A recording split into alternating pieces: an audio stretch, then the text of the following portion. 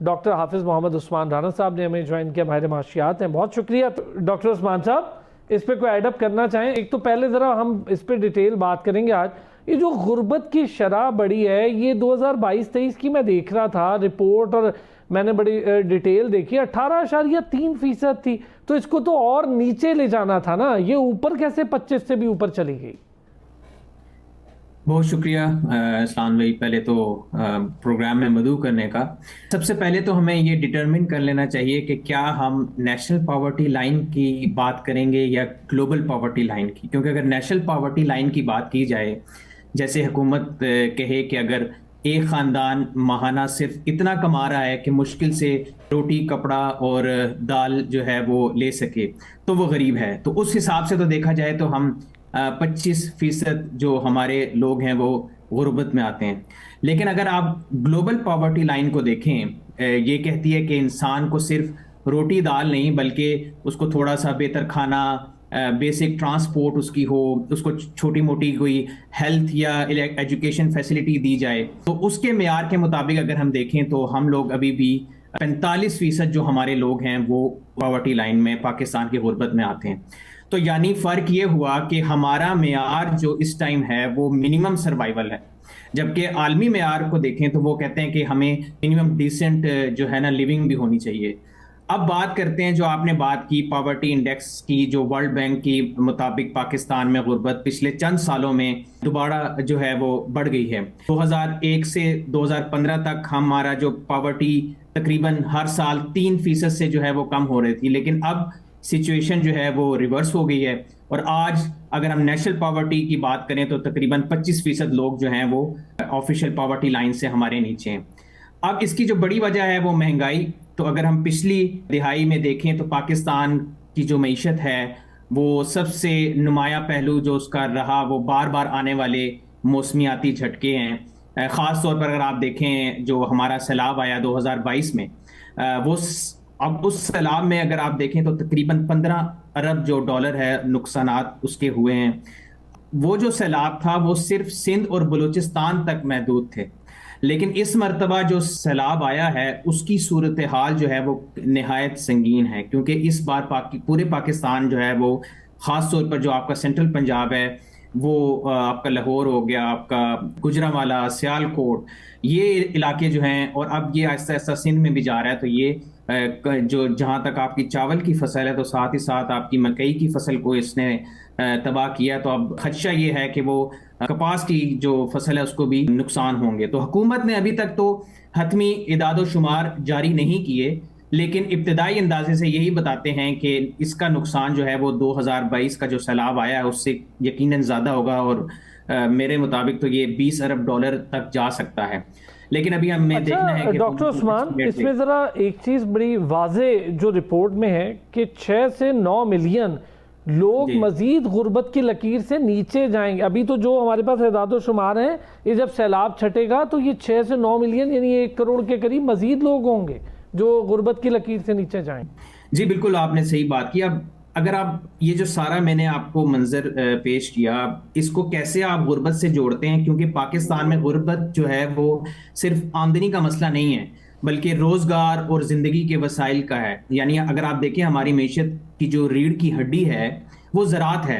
जब आपकी खड़ी फसलें, मसलन आपको चावल देख लें, मकई या कपास, ये अगर तबाह हो जाती हैं तो ये सिर्फ बरामदाद और हुकूमती आमदनी का नुकसान नहीं होता, बल्कि वो लाखों किसान या वो जो मज़ारे हैं या जो दिहाड़ीदार मजदूर है वो भी बराह रास्त मुतासिर होता है। इसी तरह जब आपके माल मवेशी जो है वो मर जाते हैं, अगर आप देखें तो उसका जो नुकसान है वो खाली उस खानदान को नहीं होता जिसका माल मवेशी, बल्कि उसका अभी जो आप देखेंगे आप कि जो लेदर इंडस्ट्री है जिसको चमड़ा चाहिए उसके ऊपर भी इसका असर पड़ेगा। फिर साथ ही साथ आपका भी इंफ्रास्ट्रक्चर जो है, सड़कें, बाजार, ये सारा कुछ जो बह जाता है। बड़ी मैं आज आपसे ना डिटेल बात करूंगा, ये जो इंफ्रास्ट्रक्चर, ये चीजें, फिर हमने कर्ज लेने हैं, फंड्स के मामलात होंगे, ये तो एक बहुत लंबा चौड़ा चैप्टर है। हाँ बहुत बिल्कुल, लाइव स्टॉक उस पर बहुत ज्यादा असर पड़ेगा। उस्मान साहब, कोई ऐसी चीज़ जो स्टॉक मार्केट से हटके भी एफडीआई नंबर्स को प्रमोट करता दिखाई दे रही है? मुझे सिवाय स्टॉक मार्केट के, मैं पिछले दिनों बहुत ज़्यादा इसको देख रहा था,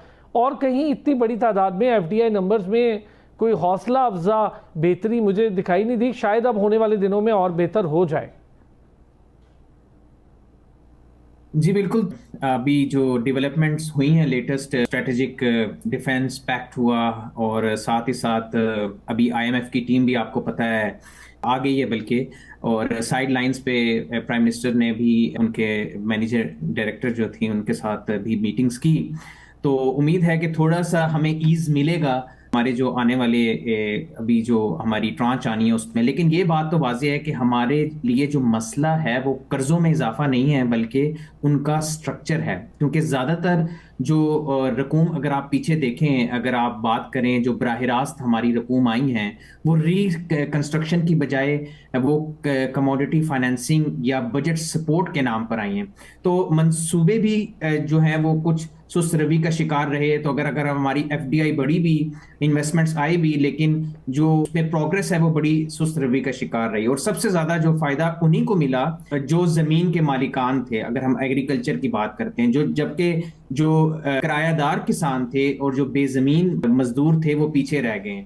तो अब दोबारा से एक बड़े सैलाब का सामना है, और मैंने देखा है कि इसके ऊपर उतनी अभी बात नहीं हो रही आलमी सतह के ऊपर भी, और हमारी डोमेस्टिक जो लोग हैं वो इतनी बात नहीं कर रहे सैलाब की, क्योंकि अभी तक उसके जो तखमीने हैं वो लगाए जा रहे हैं। लेकिन ये जो हतमी तखमीने जब तक सामने नहीं आएंगे तो हमें उसका अंदाजा नहीं लगाया जा सकता। सही बात है, जब पानी खत्म होगा तब अंदाजा और ज्यादा होगा कि कहाँ कहाँ क्या तबाही हुई। अभी तो पानी खत्म होने में भी वक्त है। लेकिन हम जरा एक ब्रेक पर जाएंगे, ब्रेक से वापस आते हैं। डॉक्टर उस्मान साहब, इधर हम इंडस्ट्री की बेहतरी की बात कर रहे हैं, जहाँ से रोजगार जनरेट होता है।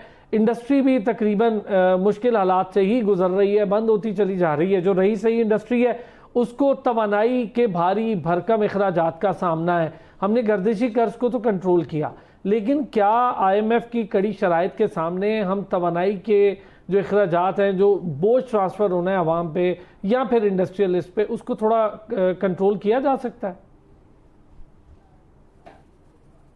अब जिस तरह हमें सैलाब की बात की, तो अब ये एक वंस इन अ जनरेशन वाकया तो रहा नहीं, बल्कि ये बार बार आने वाले जो मालियाती और समाजी आप कह सकते हैं ये झटका लगता रहेगा। लेकिन अगर हमने पिछले साल 2000 जो पिछले सालों में 2022 में जिस तरह सैलाब आया उससे सबक ना सीखा, तो हम हर साल पानी और कर्ज के बीच जो है वो पिसते रहेंगे। तो इस बुहरान को डॉक्टर साहब, आपको उम्मीद है कि हम सीख जाएंगे?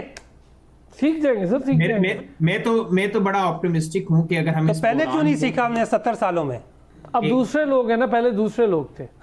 देख, मैं तो वो कहते हैं ना पॉजिटिविटी की बात करूंगा कि शायद हम सीख जाएं, एक उम्मीद दें एक नई जनरेशन को कि ये मौका है, समझकर हम इसे फाइनेंसिंग के नए मॉडल लेके आए, शफाफियत लेके आए, और सबके लिए मसावी बहाली जो है वो उसको बुनियाद बनाकर आगे बढ़ाना होगा। लेकिन साथ ही साथ अभी ये जो लेटेस्ट डेवलपमेंट हुई है, रेकोडिक की बात की हमारे साथ कोलीग ने, और साथ ही साथ चाइना की बात की। प्रेसिडेंट आसिफ अली जरदारी चाइना में गए, वहाँ पे उन्होंने डिफरेंट एमओयूज पे साइन किए, और दूसरी तरफ वजीर आजम जो हैं वो सऊदी अरब में उनका मुआहिदा हुआ। तो ये सारी चीज़ें तो बेहतर हैं, लेकिन साथ ही साथ हमें ये देखना है कि एक तरफ दुनिया ये भी आप देखें, इकोनॉमिस्ट कह रहे हैं कि डी डॉलराइजेशन की तरफ जा रही है, ब्रिक्स। दूसरी तरफ आप देखें, अब जो आप पिछले सालों में देखें, जो आपके सेंट्रल बैंक रिजर्व्स हैं उसमें गोल्ड की अहमियत बहुत ज़्यादा, और लोग सेंट्रल बैंक जो है वो ज़्यादा से ज़्यादा गोल्ड जो है वो साइड पे खरीदना शुरू हो गए।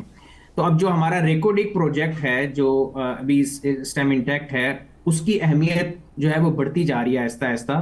तो आगे उम्मीद है कि अगर वो सक्सेसफुली कंप्लीट होता है तो हमारे कैश फ्लोज जो हैं वो इकोनॉमी में उसका इम्पैक्ट होगा, और बलूचिस्तान पे ओवरऑल इसका इम्पैक्ट होने के चांसेस हैं।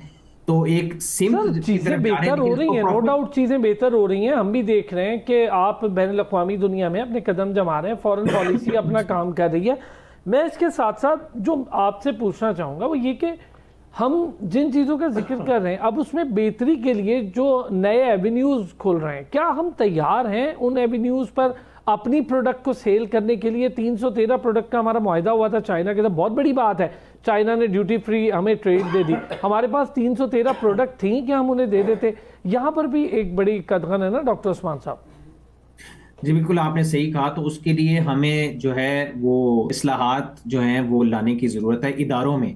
आप जिस तरह आपका national disaster risk management fund को जो है वो मेरे ख्याल से पहली सफ़ का इदारा बनाना चाहिए। इसके लिए एक प्रॉपर बजट में क्लाइमेट लेवी मुख्तस हो सकती है, जो सूबों को भी अपने एनएफसी अवार्ड के हिस्से में डिज़ास्टर मैनेजमेंट के लिए वसाइल मुख्तस करने होंगे, क्योंकि एक फेडरल गवर्नमेंट तो कुछ नहीं कर सकती। सारे सूबे जब तक अपनी कंट्रीब्यूशन नहीं करेंगे तो फेडरल गवर्नमेंट इसमें कुछ नहीं कर सकती। और साथ ही साथ हमें डेटा और ट्रांसपेरेंसी लानी है, ताकि अगर लेट सपोज हम हमारे जो सैटेलाइट अगर डाटा है उसमें हर 15 दिन के बाद आपको एक एस्टिमेट आ रहा है, उससे क्या होगा कि आप डिजिटल रजिस्ट्री का भी इस्तेमाल करेंगे और साथ ही साथ आप एक जो ऑनलाइन डाटा है वो डोनर्स को भी देंगे और उनको अपडेट करेंगे, और उनका भी साथ ही साथ जो है वो एक कॉन्फिडेंस जो है वो डेवलप होगा।